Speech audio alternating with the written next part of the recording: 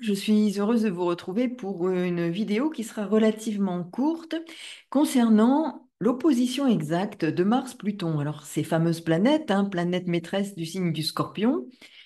Et je voudrais aborder avec vous l'énergie, les énergies en toile de fond que nous allons, auxquelles nous allons être confrontés ce début novembre en particulier, d'autant que nous aurons à cette période-là aussi la nouvelle lune, donc en Scorpion, et puis bien le Soleil qui sera bien entendu, puisqu'il y a nouvelle lune, Soleil en Scorpion.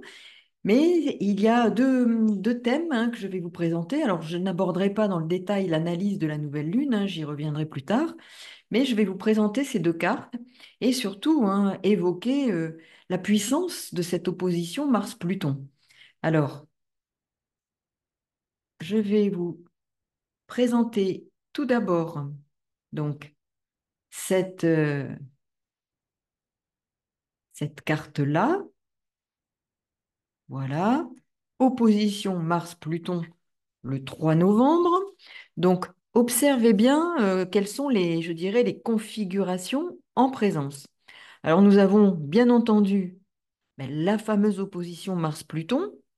Mars-Pluton au degré anarétique, degré que l'on sait en astrologie, en tout cas initiatique, astrologie d'évolution en particulier. Pluton, 29 degrés, 46 minutes d'arc du Capricorne, et Mars, puisque opposition exacte, à 29 degrés, 46 minutes d'arc du signe du Cancer.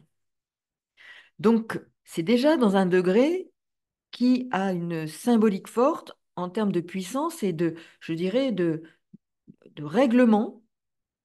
Alors, une sorte de dette, mais de remise à plat, en tout cas, de certaines situations qui vont, pour cela, être mues par une énergie de combat, de destruction, pour passer à autre chose. Mais en attendant, ces énergies sont très présentes et très actives et engagent une dynamique, une forte dynamique.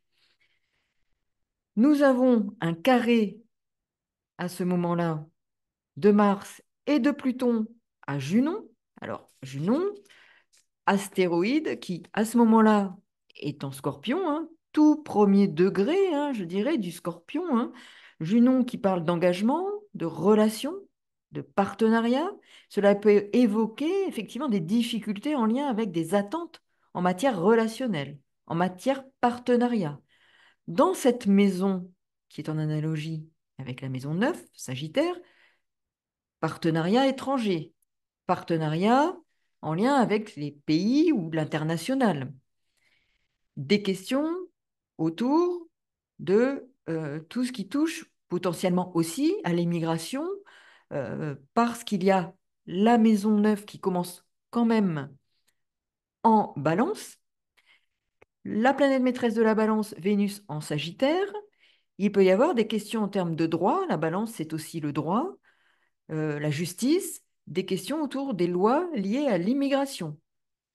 Vénus, planète maîtresse de cette maison 9, l'international, l'immigration, les lois, la justice, et Vénus qui se trouve confrontée là en opposition exacte à Jupiter, Vénus en Sagittaire. Nous avons quand même quelque chose d'éminemment important là. Nous avons aussi deux sesquis carrés. Alors, ça n'est pas des moindres, sesquis carrés Mars à Saturne. Donc, sesquis carré, je vous rappelle, plus ou moins 135 degrés. Et nous avons le Soleil au sesquis carré de Neptune. Bon, il pourrait y avoir quand même, en termes de durcissement, de bras de fer, de défis à relever avec ces sesquis carrés autour de thématiques importantes qui vont obliger à clarifier certaines choses, certains positionnements.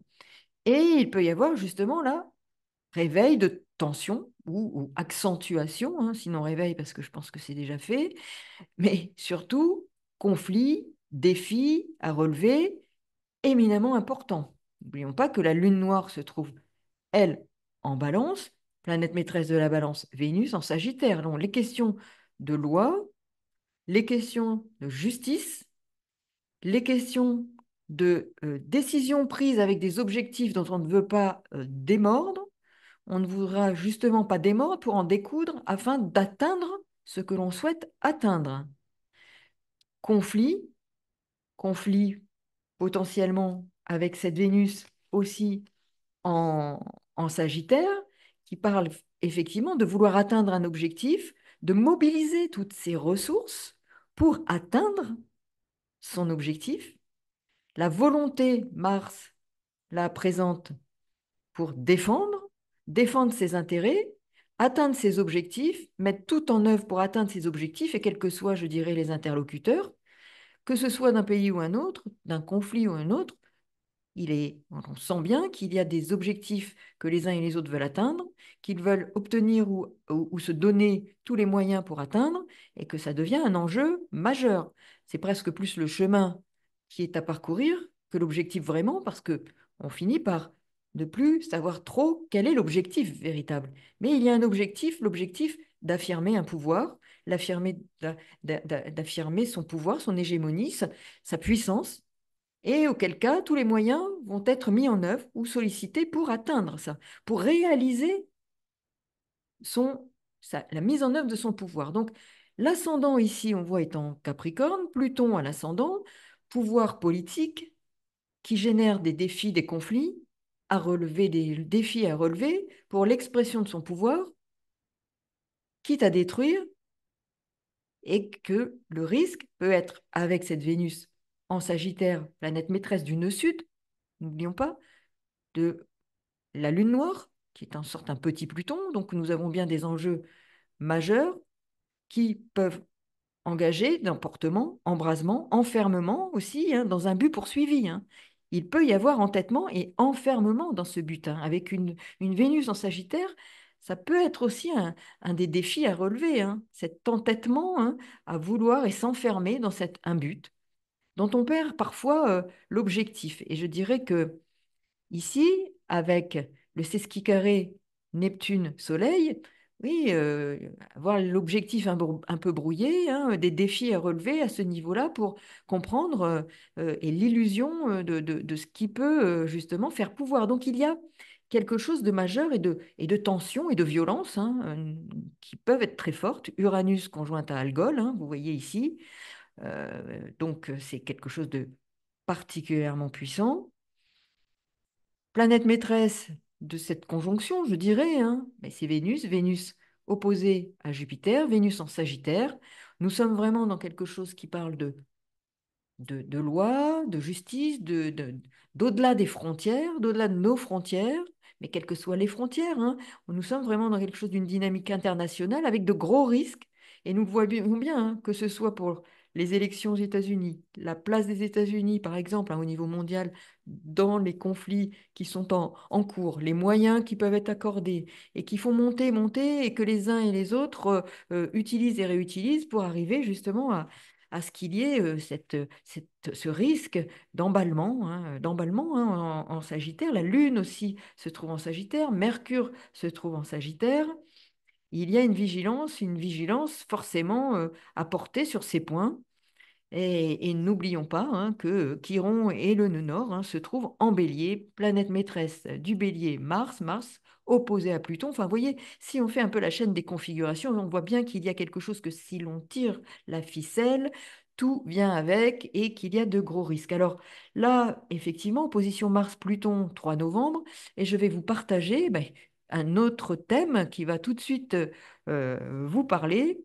Vous allez voir, c'est celui que je développerai un petit peu plus tard, hein, bien sûr, mais quand même que je vous montre la nouvelle lune, donc, qui se trouvera le 1er novembre en Scorpion.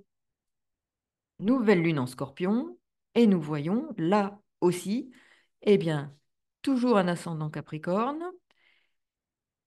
la nouvelle lune en Scorpion en maison 9, en analogie avec le Sagittaire, Vénus en Sagittaire, carré, donc là, à Saturne. C'est un temps important. Alors, même si c'est un carré large, mais il y a les 5 degrés d'orbe qui font qu'on peut considérer que c'est un carré. N'oublions pas que ce sont les deux planètes maîtresses de la balance, où se trouve ici la Lune noire et nous avons la Lune noire en balance en maison 8.